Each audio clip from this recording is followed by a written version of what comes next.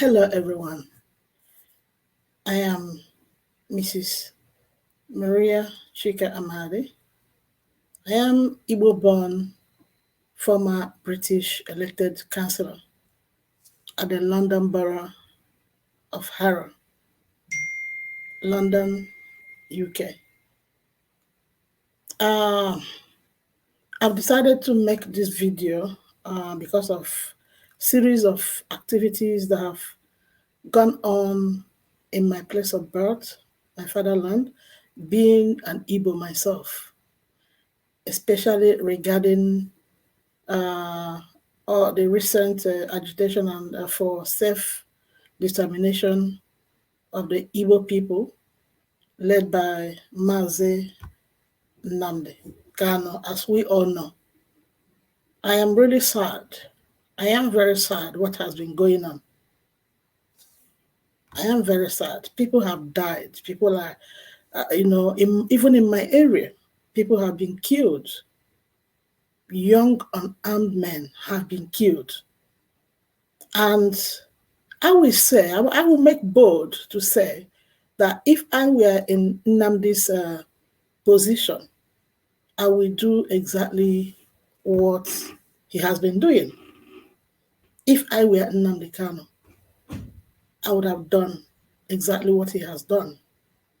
Because it's painful to sit back, watch unarmed young men slaughtered by day. It's painful to see children orphaned, to make children fatherless. It is painful to see our women killed. It is painful for our farmers to be driven away from their farms, thereby causing hardship and poverty among my people.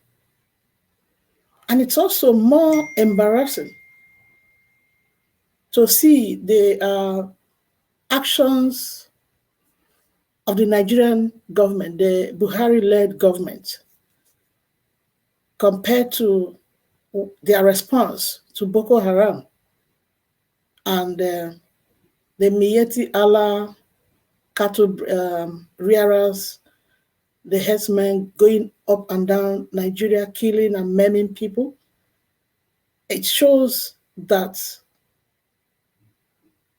Nigeria has lost its bearing under Buhari, where there is no equality, there's no equal opportunities, and there's no fairness. So I decided that I need to make this statement. So please do not go away.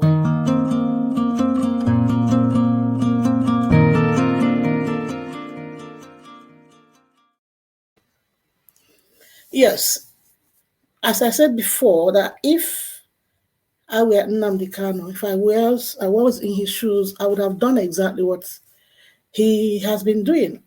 And that was simply, as in my understanding, agitating for fair treatment of my people, ndị Igbo.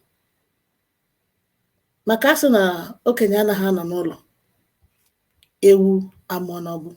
For those that do not understand Igbo language, it means that the elders do not sit at home while the goat gives birth in its status. We have watched with dismay from where we are, the diaspora. We are not happy by the way our people are, Igbo people are marginalized.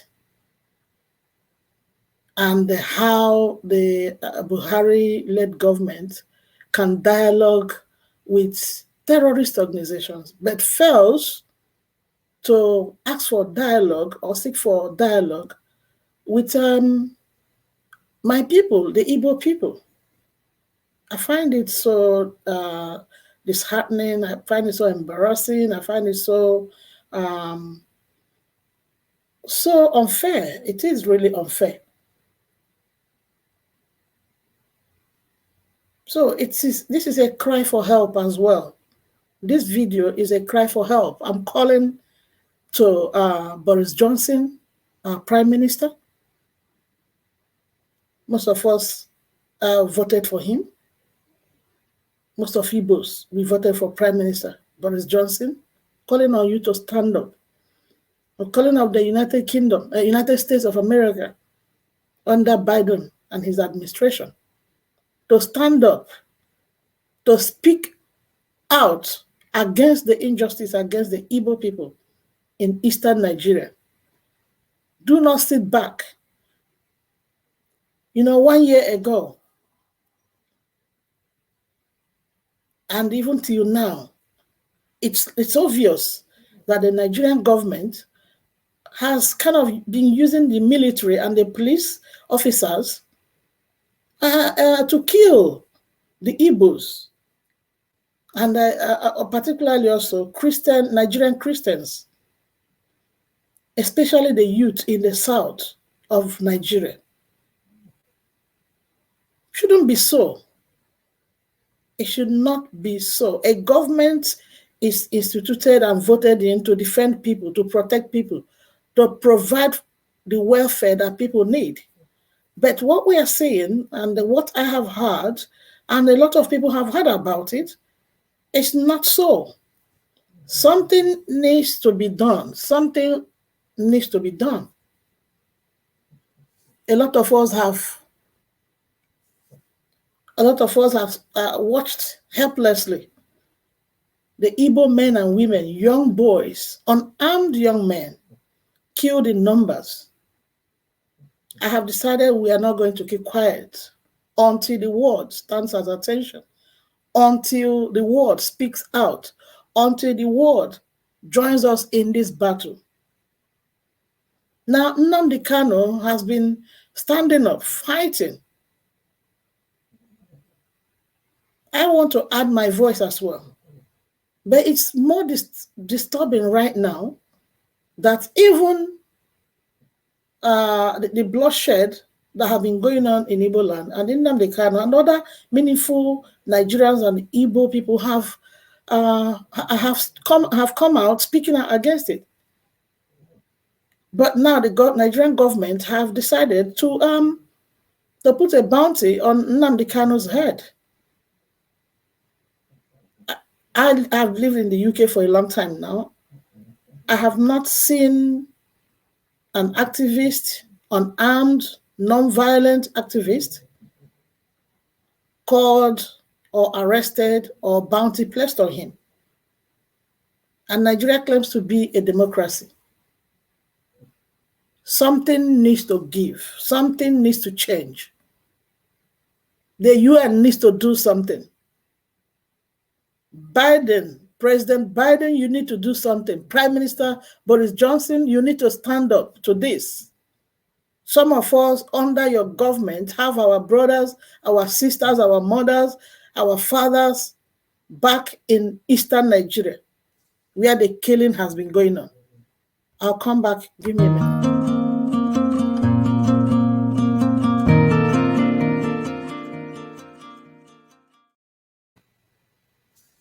If you have been following the news coming up out of Nigeria, unfortunately, most of the big medias are silent about it, as if they are not human beings being killed. Young men who have great future ahead of them being killed instead of being offered jobs, instead of being listened to. So what it seems like, in my opinion, is that there is a sectional tribal cleansing of the Igbo tribe in Nigeria. That is what it seems like. There's a sectional tribal cleansing where unarmed young men, even for men gathering together, soldiers armed and their armored tanks are sent onto the streets to kill aside, or even go to the university to round up students, innocent students. And the world is watching. Now a bounty is placed on Nnamdi Kanu. You know what it's all about? To silence him. But if Nnamdi is silenced, there are a lot of us who will be shouting, who will start screaming. We are going to be screaming from the UK as well, from the USA, from Germany, from Ukraine, from Russia, from China, from every part of the world. You have to say, either include the Igbos in the affairs and governance of Nigeria, either you stop the killing of the Igbos and embrace them, engage with their leaders, include them in the scheme of things, or we'll keep on shouting until something is done. What is happening in Nigeria is a crime against humanity, in my opinion.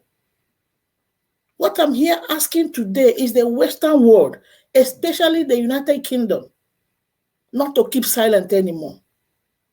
I challenge every member of parliament of the British government not to keep quiet anymore.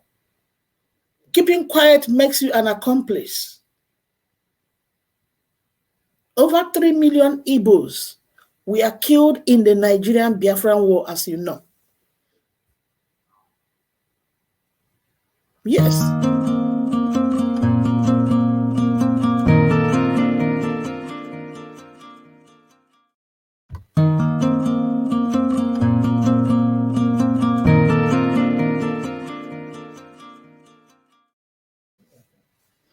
Over 3 million Igbos were killed in the Nigerian Biafran Civil War.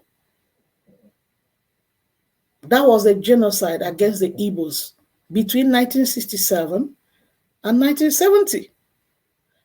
And what we're seeing now, it's a replica. It's almost a replica. So I'm crying for help. That the Nigerian government, their reaction and their response, if that is indeed a democracy, should not be to go after Nnamdi, but to listen to him, engage with him, dialogue with him, and other Igbo, well-meaning Igbo leaders. No well-meaning Igbo or anybody of any background would ever sit back and see people massacred this way, blood flowing on the streets. In the eyes of Igbos, majority of Igbo people, Nnamdi Kanu is a modern day warrior because she's speaking out what is in the heart of the silent Igbos. That enough is enough. Stop killing our brethren. Stop killing our blood. Stop marginalizing Igbos. Either you include Igbos or you let them go. If you don't want them, the Igbos play vital roles in Nigeria, in business, in commerce, even in government, but they are sidetracked. Not just sidetracked, they are also being killed. And the question on the lips of everyone is, what have they done? What evil have the Igbos done? They're asking, why are we being treated this way? Nnamdi Kanu has been defending his people without firing a single bullet. And he seems to always win the battle of words. And so the the Buhari-led government seem to hate that. They seem to hate that because he seems to have the ears of many people. Now, it's not even the Igbos alone who are agitating for self-determination. The Yoruba Oduduwa group are also agitating. So, but why killing the Igbos? Singling them out, targeting them, and killing them in their drones. Exactly what happened during the Biafran War. Why is it so?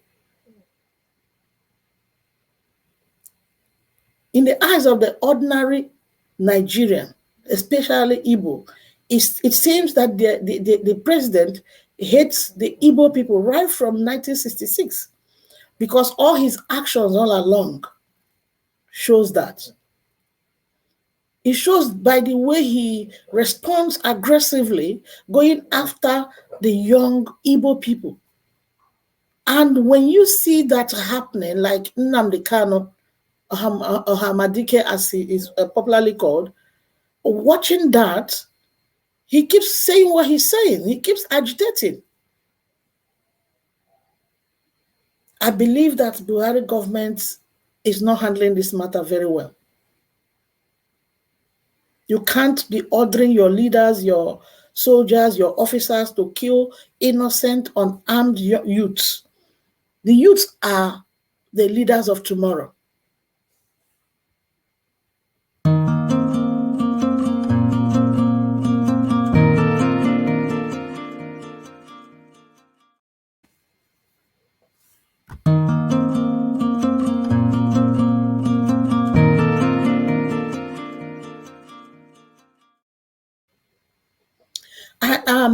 For me, living in a democracy that is working, I don't think there's anything wrong.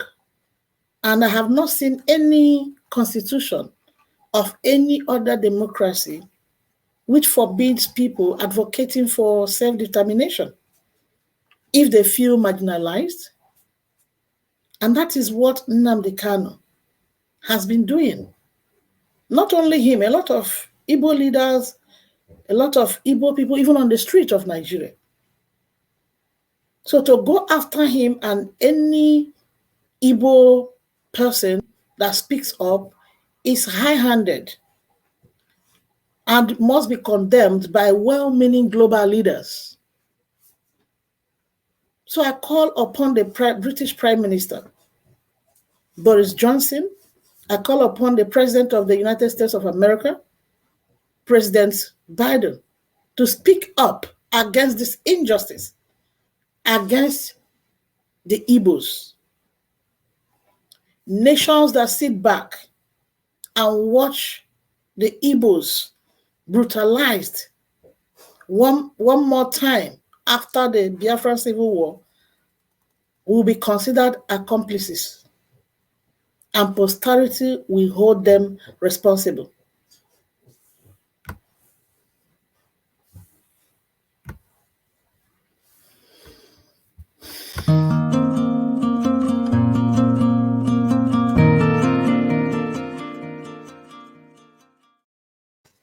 I am sad indeed by the silence everywhere.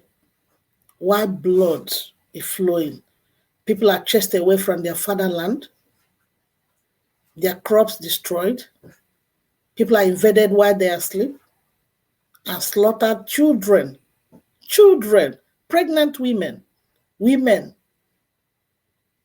raped, young boys killed, students rounded up and arrested. And people are watching and keeping quiet. My recommendation is for Buhari, President Buhari of Nigeria, to establish a dialogue with Nnamdi Kanu. He must withdraw the bounty he has placed on Nnamdi. Should establish a dialogue between him. If he could do that with the Miyetti Allah and the Boko Haram group, known terrorist organizations, I'm wondering why he's finding it hard to have a dialogue with an unarmed Igbo man. Something needs to change. This killing needs to stop. Thank you for listening. Thank you, everyone.